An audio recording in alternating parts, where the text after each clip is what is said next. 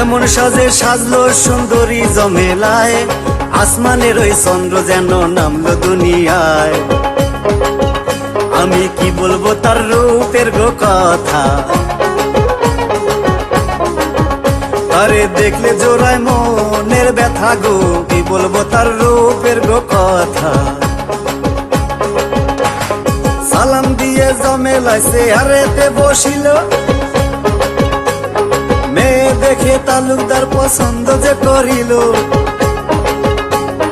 100 টাকা দিয়ে পছন্দ করে যায়, রবিবারে ছেলে দেখার দাওয়াত দিয়ে যায়। আমি এই মেয়েকেই নিব গো ঘরে, তারে ধরছে আমার এই অন্তরে গো। এই মেয়েকেই নেব গো ঘরে।